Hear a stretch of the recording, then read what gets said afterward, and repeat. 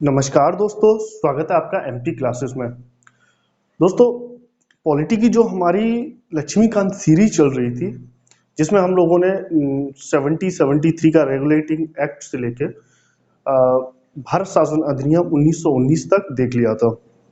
लेकिन कुछ बच्चों का कहना था कि सर 1919 का भारत शासन अधिनियम एक बार फिर से समझा दीजिए। तो उसी को मैं लेके आया हूँ आज के इस पर्टिकुलर वीडियो में। हम लोग इसको विस्तार से देखेंगे। बहुत इम्पोर्टेंट टॉपिक है ये और बहुत इम्पोर्टेंट अधिनियम है। विस्तार से हम लोग पढ़ेंगे। चलिए शुरू करते हैं इस लेक्चर को। भारत शासन अधिनियम 1919 को हम एक अन्य नाम से भी जानते हैं, मॉन्टेग्यू चेम्सफोर्ड सुधार। आपको पता है कि 1909 का भारत शासन अधिनियम को हम लोग मॉर्ले मिंटो सुधार के नाम से जानते थे। यूपी पुलिस में इसको कई बार पूछा गया है और डिफरेंट एग्जाम्स में भी कई बार पूछा गया है। तो ये भी पूछा जा सकता है कि मॉन्टेग्यू चेम्सफोर्ड सुधार को हम किस अन्य नाम से भी जानते हैं। भारत शासन अधिनियम 1919 या 1919 का, जिसमें मॉन्टेग्यू जो पहला नाम है उसको हम भारत सचिव, जबकि दूसरा नाम है चेम्सफोर्ड, जो उस समय के भारत में वायसराय हुआ करते थे। ये आपको याद रखना है कि ये दो नामों से मिलकर बनता है, जिसमें पहला नाम जो होता है वो भारत के राज्य सचिव होते हैं, जबकि दूसरा भारत में वायसराय हुआ करता था। तो इन दो नामों से मिलकर ये पूरा सुधार बनता है, मॉन्टेग्यू चेम्सफोर्ड सुधार। जो इसका नेक्स्ट प्रोविजन था, बहुत इंपॉर्टेंट था कि इसमें केंद्रीय व प्रांतीय विषयों को पृथक कर दिया गया। पहली बार भारत में केंद्र सब्जेक्ट और राज्य सब्जेक्ट या प्रांत सब्जेक्टों को बांटा गया। इनको चिन्हित किया गया कि अब ये सब्जेक्ट केंद्र के सब्जेक्ट हैं या केंद्रीय सब्जेक्ट हैं, या कुछ सब्जेक्ट राज्य सब्जेक्ट हैं या प्रांतीय सब्जेक्ट हैं। तो ये पहली बार इसको वर्गीकरण किया गया था, इसलिए ये इंपॉर्टेंट हो जाता है। नेक्स्ट जो प्रोविजन है बहुत इंपॉर्टेंट है कि प्रांतीय विषयों को पुनः दो भागों में पृथक कर दिया गया और इस दोहरी व्यवस्था को ही द्वैत शासन कहा गया। प्रांतीय व्यवस्था को पुनः दो भागों में विभाजित किया गया था। किसमें? आरक्षित विषय में, रिजर्व सब्जेक्ट में, आरक्षित सब्जेक्ट में, और दूसरा था हस्तांतरित सब्जेक्ट में, हस्तांतरित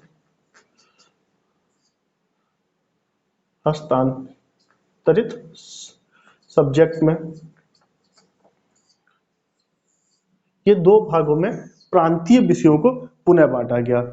आरक्षित विषयों में रिजर्व सब्जेक्ट में वो सब्जेक्ट हुआ करते थे जैसे रिवेन्यू हो गया, सैन्य हो गया, इस तरह के जो सब्जेक्ट हुआ करते थे वो आरक्षित विषय में रखे गए थे। जबकि कहीं पे सड़क बनाना है, अस्पताल बनाना है, शिक्षा के लिए स्कूल बनाना है, इस तरह के सब्जेक्टों को हस्तांतरित विषय में रखा गया था। तो आपको याद रखना है कि केंद्रीय व प्रांतीय विषयों को बांटा गया। अगले ही प्रोविजन में ये लोग प्रांतीय विषयों को बांट देते हैं, जो आरक्षित सब्जेक्ट और हस्तांतरित सब्जेक्ट कहलाते हैं।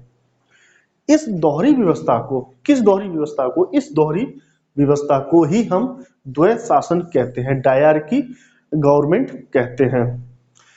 इस द्वैत शासन के जनक को की बात करें तो एक नाम आता है लियोनिल कार्टियस। लियोनिस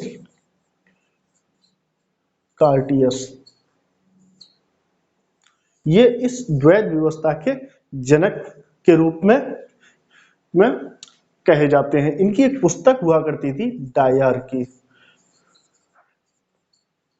जिसमें इस द्वैत शासन की बात की गई थी, तो इसलिए इनको जनक कहा गया।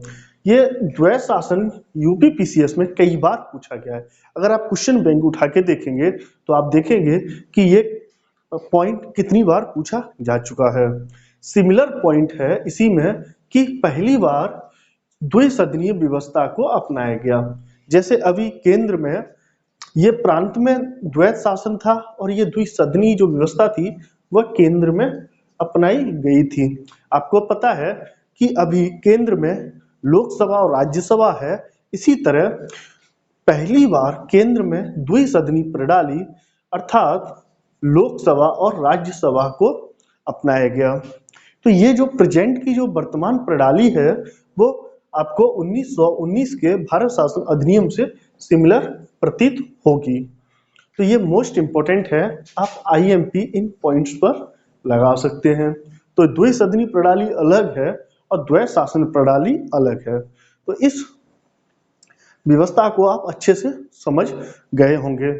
नेक्स्ट जो पॉइंट है कि प्रत्यक्ष निर्वाचन प्रणाली को अपनाया गया इस भारत शासन अधिनियम 1919 के तहत। आपको पता है कि इससे पहले इनडायरेक्ट इलेक्शन होता था, जिसको हम नॉमिनेट करते थे, वाइसराय जो हुआ करते थे वो नॉमिनेट करते थे। लेकिन इस अधिनियम में कहा गया है कि अब भारत में प्रत्यक्ष निर्वाचन प्रणाली को अपनाया जाएगा, डायरेक्ट इलेक्शन होंगे और महिलाओं को भी मताधिकार दिया गया कि अब महिलाओं को भी मत देने का अधिकार होगा। मत देने का अधिकार का कुछ आधार बनाया गया था जिसमें संपत्ति और कर को रखा गया।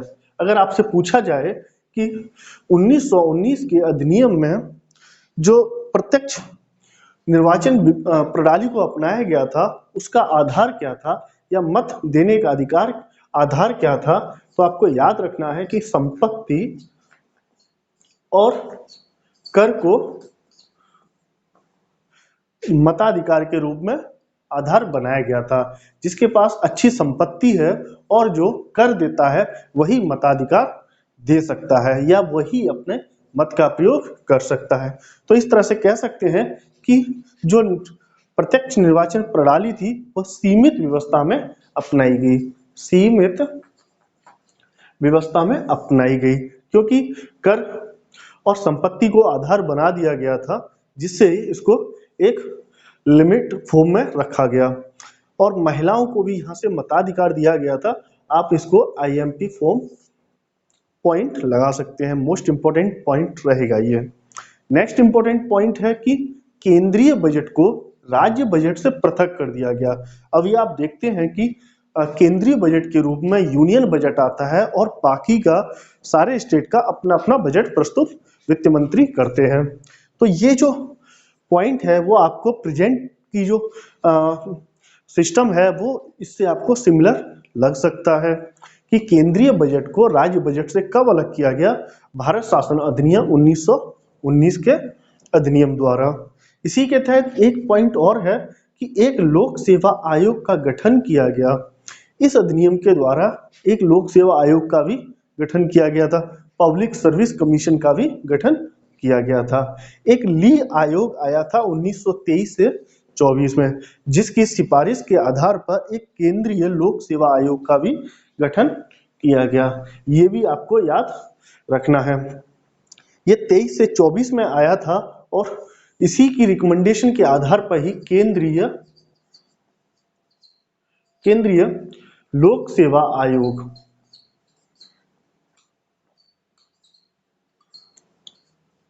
का गठन किया गया। तो आपसे ये पूछा जा सकता है कि ली आयोग तो किससे संबंधित है, लोक सेवा आयोग से संबंधित है। इसकी रिकमेंडेशन कब आई, 1926 में।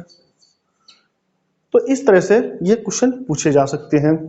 नेक्स्ट जो इंपॉर्टेंट पॉइंट था कि सांप्रदायिक निर्वाचन व्यवस्था को सिखों, ईसाइयों तथा अन्य समुदायों में विस्तारित किया गया। आपको पता है कि निर्वाचन व्यवस्था, सांप्रदायिक निर्वाचन व्यवस्था जो थी 1909 के भारत शासन अधिनियम द्वारा अपनाई गई थी, जिसमें लॉर्ड मिंटो को सांप्रदायिक निर्वाचन व्यवस्था का जनक कहते हैं।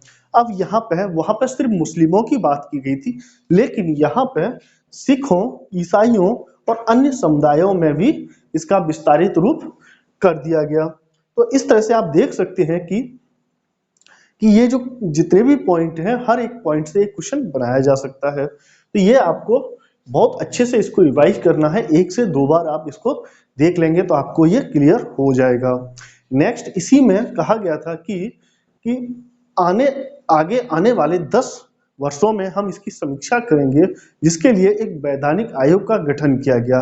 आप जानते होंगे कि 1927 में 1927 में साइमन कमीशन जो आता है वो इसी अधिनियम की समीक्षा करने के लिए आता है, जिसकी स्थापना 1929 में होनी थी, लेकिन 2 वर्ष पूर्व ही इसकी स्थापना कर दी जाती है।